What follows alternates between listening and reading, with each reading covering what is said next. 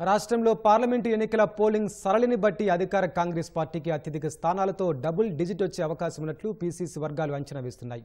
ఎక్కువ స్థానాల్లో భాజపా నుంచి కాంగ్రెస్ గట్టి పోటీని ఎదుర్కొన్నట్లు పార్టీ వర్గాలు చెబుతున్నాయి. ప్రధానంగా రామమందిరం, అక్షింతలు తదితర అంశాలు క్షేత్రస్థాయిలకు తీసుకెళ్లేందుకు భాజపా చేసిన ప్రయత్నాలను కాంగ్రెస్ ధీటుగా అడ్డుకోగలిగినట్లు పీసీసీ భావిస్తోంది. భాజపాకి ఓట్లు వేస్తే రాజ్యాంగాన్ని సవరించి ఎస్సీ, ఎస్టీ, బీసీల రిజర్వేషన్లను రద్దు చేస్తుందన్న విషయాన్ని సీఎం రేవంత్ రెడ్డి జనంలోకి తీసుకెళ్లడంతో భాజపాకు అడ్డుకట్టపడినట్లు అంచనా వేస్తున్నారు. రాష్ట్రం ఏర్పాటైన తరువాత నుంచి ఇంతవరకు జరిగిన ఎన్నికలు ఒకెత్తు, ఇప్పుడు తాజాగా జరిగిన పార్లమెంటు ఎన్నికలు మరొక ఎత్తుగా అధికార కాంగ్రెస్ పార్టీ అంచనా వేస్తోంది. భారాస అధికారాన్ని కోల్పోవడంతో ఆ పార్టీకి చెందిన 3 ఎమ్మెల్యేలు, 2 సిట్టింగ్ ఎంపీలు కాంగ్రెస్లోకి రావడం, గత ప్రభుత్వ హయాంలో అవినీతి, అక్రమాలు భారీగా జరిగినట్లు కాంగ్రెస్ ఆరోపణలు చేయడం, రాష్ట్ర ప్రభుత్వ ఆర్థిక వ్యవస్థను పూర్తిగా అస్తవ్యస్తం చేసినట్టు విమర్శలు చేయడంతో పాటు కాంగ్రెస్ 5 గ్యారంటీల అమలుకు శ్రీకారం చుట్టడం లాంటివి కాంగ్రెస్ కు కలిసొచ్చినట్లు చెప్పొచ్చు.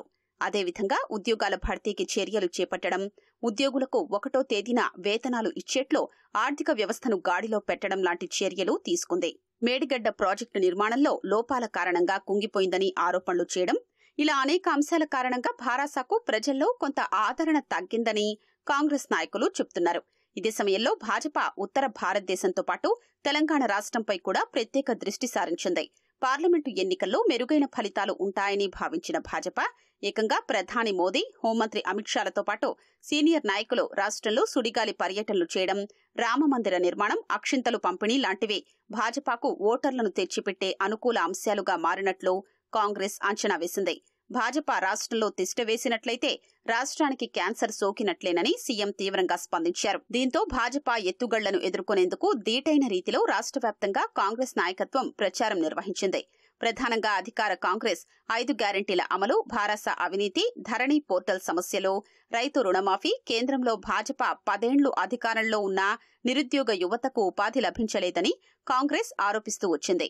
ఉద్యోగాలతో పాటు కేంద్రంలో కాంగ్రెస్ పార్టీ అధికారంలోకొస్తే రాష్ట్ర పునర్విభజన చట్టంలోని పెండింగ్ అంశాల్ని పూర్తిగా అమలు చేస్తామని, 5 న్యాయాల్ని అమలు చేస్తామని గడప గడపకు తీసుకెళ్లారు.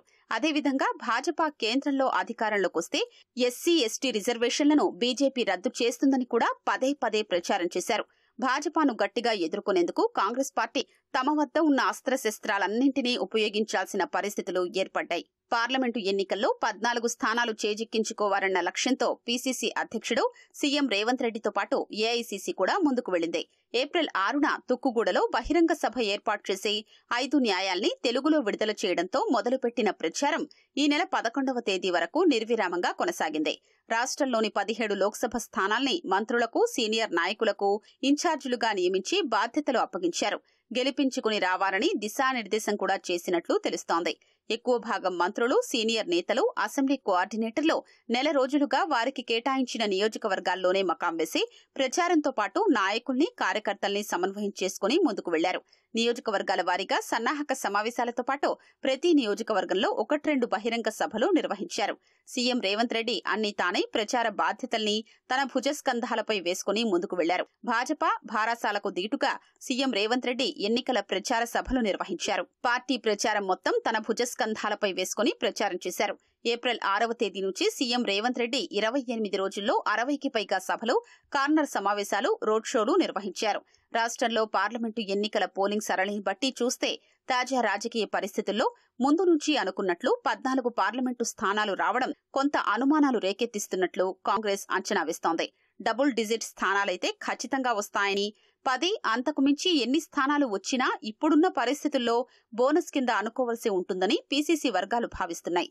టికెట్లు ఇచ్చే విషయంలో ఖచ్చితమైన నిర్ణయాలు తీసుకోవడంలో అటు ఏఐసీసీ, ఇటు రాష్ట్ర వ్యవహారాల ఇన్ఛార్జ్ తప్పిదారు చేయడం వల్లనే 1-2 స్థానాల్ని చేజార్చుకోవాల్సిన పరిస్థితి వచ్చిందన్న భావన కొందరు నాయకుల్లో వ్యక్తమవుతోంది.